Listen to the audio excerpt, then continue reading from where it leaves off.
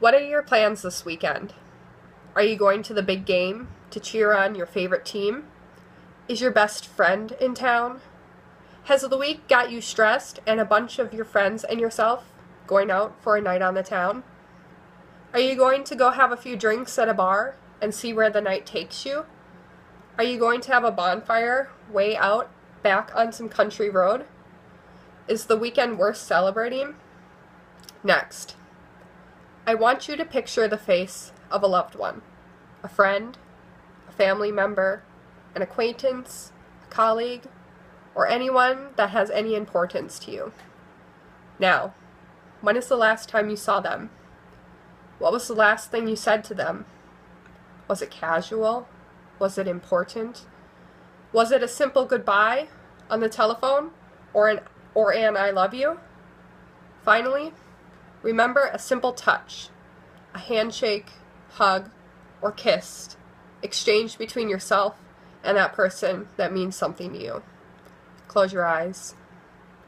Picture and recollect what that feels like to you.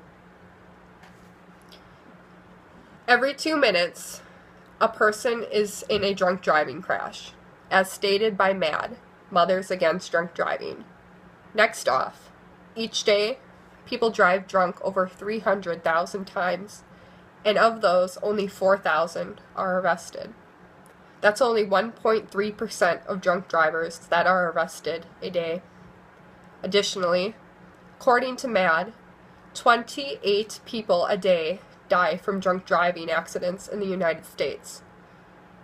Today I speak to you not only as a daughter of a drunk driving victim, but also to change your actions as a young generation of adults in the United States. Drunk driving has its personal stories, statistics, and outcomes. I want to start off by telling you my story.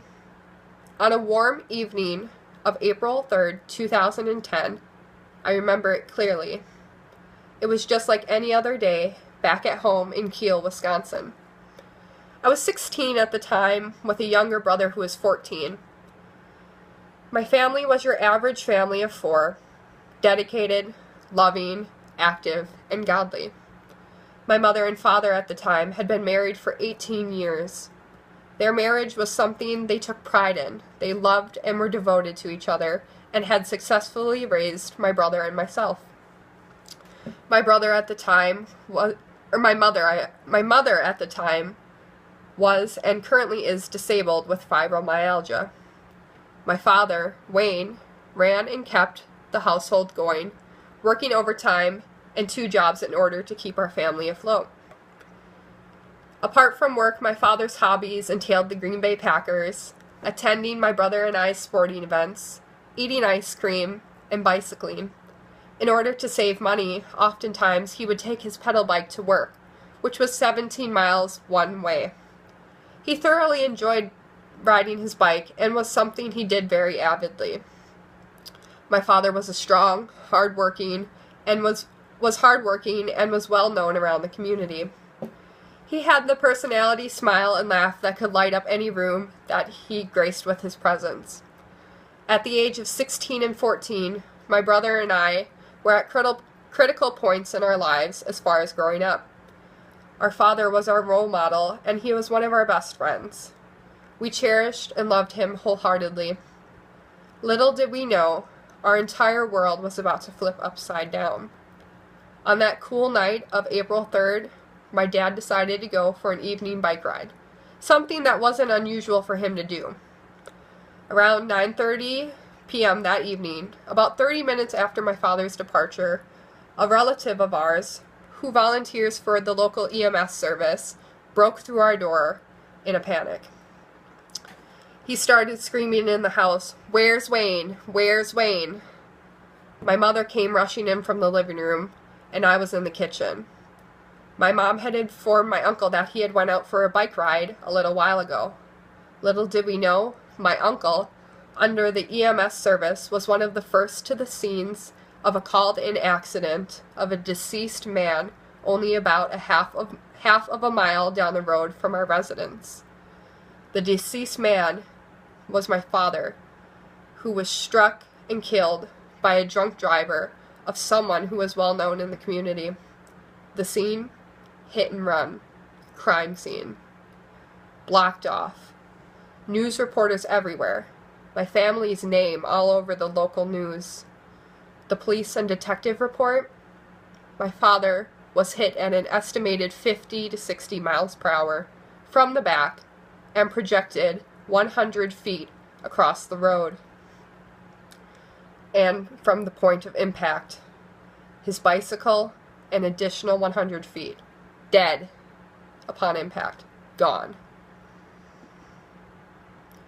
Impairment is not determined by the type of drink, but rather the amount of alcohol drunk over time, states MAD. The amount of alcohol consumed by the man who killed my father was twice over the legal limit. The average person metabolizes alcohol at a rate of about 1 drink per hour. The man who killed my father had his blood drawn 4 hours after the initial accident. His blood alcohol level was still peaking. MAD also states that 2 out of every 3 people will be involved in a drunk driving related incident. That number is sadly too high and all too true, as I'm sure all of you can name someone or have been involved yourself in a drunk driving related incident. Now, when you think about it, is drunk driving worth it? Is it worth to take a chance behind the wheel with even 1 drink in? Drunk driving in the United States costs each adult $800 per year. And in total, the United States, it costs them as a whole $199 billion. Is it worth the money? Now let me ask you this. Is it worth the consequences? Over 1.2 million drivers were arrested in 2011 for driving under the influence. The death of a loved one, the guilty conscience of injuring someone or robbing someone of their loved one. Could you live with yourself? Could you live with that record? Guilty on account of homicide by the intoxicated use of a motor vehicle. Vehicular manslaughter. Hit and run causing death. Driving under the influence. Think about it.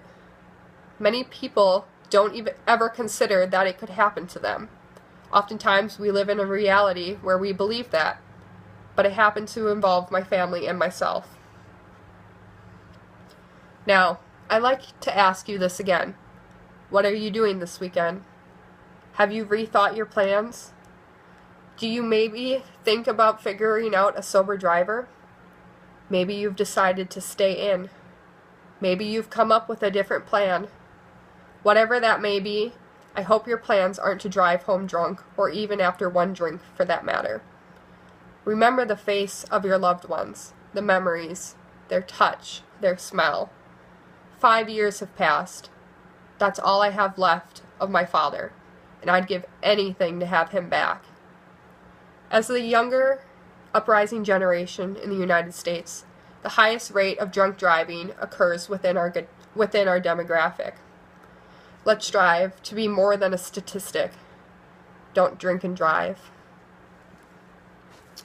The speech is dedicated to my father, Wayne Scherenbrock, February 23rd, 1962 to April 3rd, 2010. Thank you.